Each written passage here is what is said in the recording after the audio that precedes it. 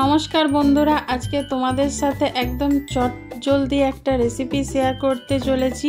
কোনো রকম বাটাবাটি ঝামেলা ছাড়াই খুব সহজে বানিয়ে ফেলতে পারবে এই দই বড়া। যখন মন চাইবে তখন বানিয়ে খেতে পারবে। কিভাবে বানিয়েছি চলো দেখে নাও। আমি সুস্মিতা রান্নাবান্নায় স্বাগত জানাচ্ছি।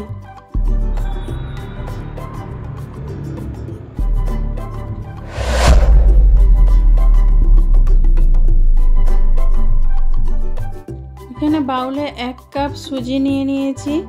এবার এর মধ্যে নিয়ে নেব আমি হাফ কাপ টক দই। এবার এই কাপটা ধুয়েই আমি একটু জল দিয়ে দেবো, যেহেতু দই নিয়েছি সেইটাই ধুয়ে একটু জল দিয়ে দেবো সুজিটার মধ্যে। দেখো জল দিয়ে দিলাম। এবার ভালো করে মিশিয়ে নেব। মিশিয়ে আমি চাপা দিয়ে রেখে দেবো আধ ঘন্টার মতন।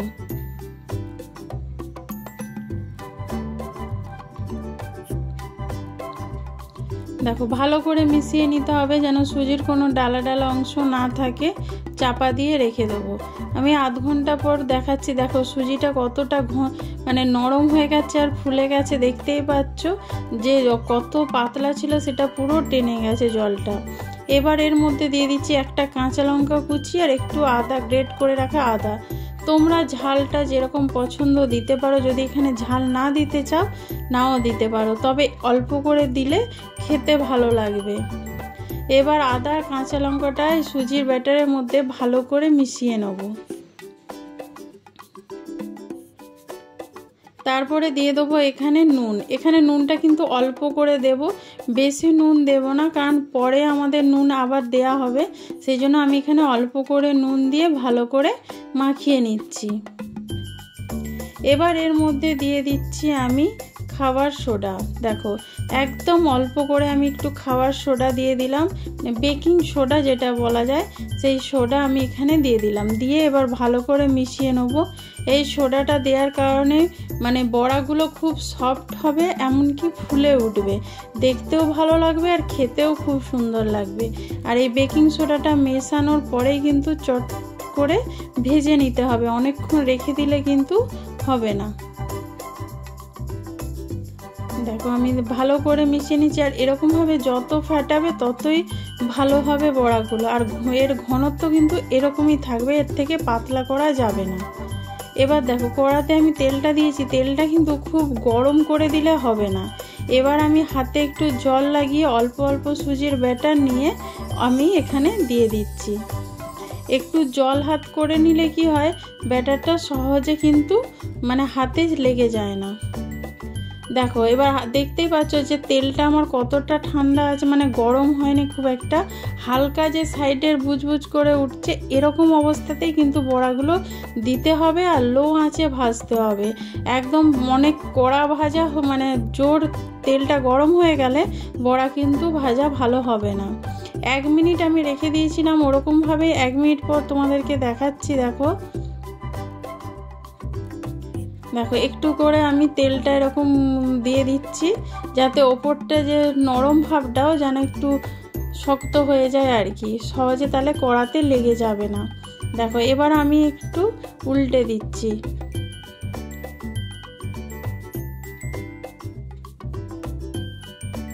দেখো উল্টাবার পর তোমরা দেখো বুঝতেই পারবে আমি কত ছোট ছোট বড়াগুলো দিয়েছিলাম আর এগুলো ফুলে গেছে কতটা করে। এগুলো যখন ভাজা হবে তখন তোমরা দেখে বুঝতেই পারবে। দেখো দেখতেই পাচ্ছ কতটা করে ফুলে গেছে। এরকম লো আছে কিন্তু আমরা উল্টে পাল্টে ভেজে নেব, খুব কড়া করে কিন্তু একদম ভাজবো না। হালকা একটা কালার আসা পর্যন্ত আমরা অপেক্ষা করব আর এরকমভাবে উল্টে পাল্টে ভেজে নেব। দেখো এরকম কালার কিন্তু হলেই হবে, আমাদের ভাজা হয়ে গেছে। আমি নামিয়ে নেব। এরকমভাবে বাকিগুলোও আমি কিন্তু ভেজে নেব। দেখো আমি আবার অল্প অল্প করে ভেজে নিচ্ছি। অল্প অল্প করে দিয়ে ভাজলে কি হয়, ভাজাগুলো খুব সুন্দর হবে। আর একসঙ্গে অনেকগুলো দিয়ে দিলে কিন্তু ভাজাটা ভালো হয় না। দেখো এখানেও ভাজা হয়ে গেছে, এবার আমি নামিয়ে নেব। এবার একটা বাটিতে আমি জল নিয়েছি, জলের মধ্যে দিয়ে দিচ্ছি অল্প করে নুন। তারপরে এর মধ্যে দিয়ে দেবো অল্প করে একটু চিনি।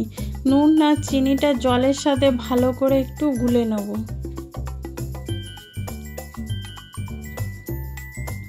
কারোর যদি চিনি খাওয়া মানা থাকে, মানে সুগারের যদি কারোর হয়ে থাকে, এখানে চিনিটা না দিলেও কিন্তু হবে। এবার চিনি আর নুনটা ভালো করে মিশিয়ে নেওয়ার পরে বড়াগুলো দিয়ে দিচ্ছি জলের মধ্যে দিয়ে 10 থেকে 15 মিনিট আমি একটু ভিজিয়ে রাখবো। এর থেকে কিন্তু আর বেশি ভিজাবে না, তাহলে আরও নরম হয়ে যাবে। তারপরে দইয়ে দিলে কিন্তু একদম ভালো লাগবে না।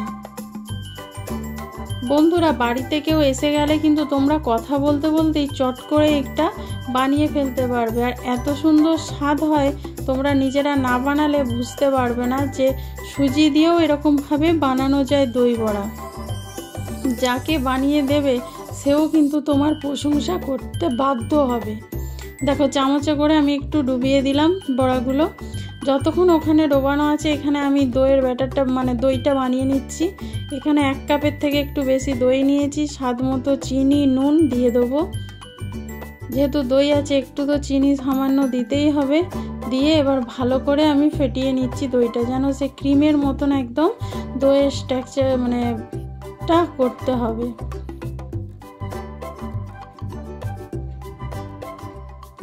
দেখতেই পাচ্ছ আমি কত ভালোভাবে এটা ফেটিয়ে নিচ্ছি।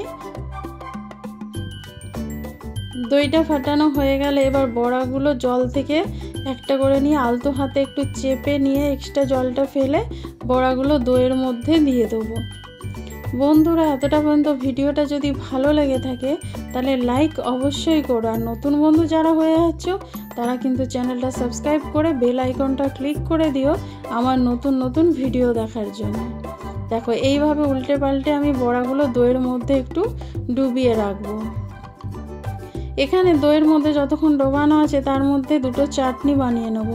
এখানে বাটির মধ্যে আমি নিয়ে নিচ্ছি কিছু ধনেপাতা, তারপরে দিয়ে দেবো 2 কাঁচা লঙ্কা, তারপরে দেব একটু আদা আর রসুন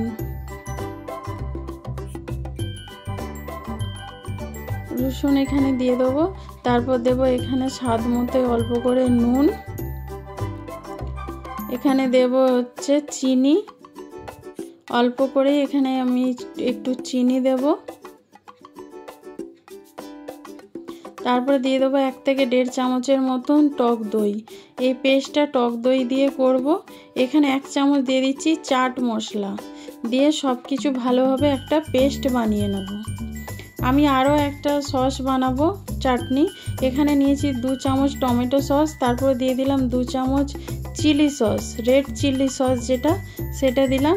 এর মধ্যে দিয়ে দেবো একটু অল্প করে চিনি, যাতে এই টকের ভাবটা একটু ব্যালেন্স এসে যায়, সেই জন্য। অনেকে আছে যে তেঁতুল খাওয়া মানা থাকে বা তেঁতুল পছন্দ করে না, তারা কিন্তু এই সসটা খুব সহজে বানিয়ে নিতে পারো, খেতে কিন্তু অসাধারণ লাগে। দেখো, এবার 3টেকে ভালো করে আমি মিশিয়ে নিচ্ছি, আর কালারটাও দেখতে পাচ্ছ কত সুন্দর এসেছে। এই চিনিটা দেওয়ার কারণে একটু টক ভাবের ব্যালেন্সটা এসে যাবে, সেই জন্য আমি এখানে চিনিটা দিয়েছি। এবার আমি এখানে একটা প্লেট নিয়েছি, প্লেটের মধ্যে দই বড়া 2টো আমি সাজিয়ে নেব। যেহেতু ছোট প্লেট, আমি 2টো করে তোমাদেরকে দেখিয়ে দিচ্ছি। দেখো, দইয়ের মধ্যে থাকার কারণে বড়াগুলো কত বড় বড় হয়ে গেছে, দেখতেই পাচ্ছ। দেখো, 2টো নিয়েছি। এবার এর ওপর থেকে একটু করে দই দিয়ে দেবো। দইয়ের ভাগ মানে এটা কিন্তু এরকমই রাখবে, একটু ক্রিম ক্রিম টাইপের ঘন রাখবে। বেশি পাতলা করে দিলে কিন্তু খেতে খুব একটা ভালো লাগে না। যাদের মোটা দই খেতে পছন্দ না, তারা কিন্তু একটু জল মিশিয়ে পাতলা করে নিতে পারো। এবার এর মধ্যে দিয়ে দেবো একটু অল্প করে বিট নুন। বিট নুনটা দিলে কিন্তু স্বাদটা একদম অন্যরকম হয়ে যায়। তারপর এর মধ্যে দিয়ে দিচ্ছি একটু করে লঙ্কার গুঁড়ো, খেতেও ভালো লাগে আর দেখতেও খুব সুন্দর লাগে, দেখতেই পাচ্ছ।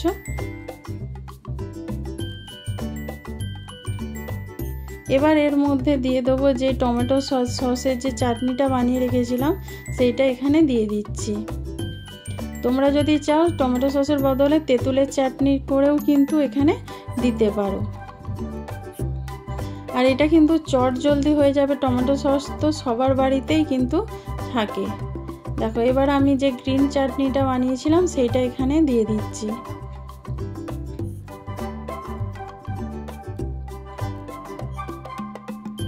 গ্রিন চাটনিটা দেওয়া হয়ে গেছে। এবার এর ওপর থেকে দিয়ে দিচ্ছি আমি একটু ঝুরি ভাজা। ঝুরি ভাজা একটু বেশি করেই দেব, তাতে খেতে খুব ভালো লাগবে। প্রত্যেক খামলের মধ্যে যখন এই ঝুরি ভাজাগুলো যাবে তখন খেতে খুব ভালো লাগবে। বন্ধুরা, এই ভিডিওটা কেমন লাগলো প্লিজ কমেন্ট করে জানিও। যদি ভালো লেগে থাকে লাইক কমেন্ট শেয়ার করো। যারা ফেসবুক থেকে দেখছো তারা পেজটা ফলো করে দিও।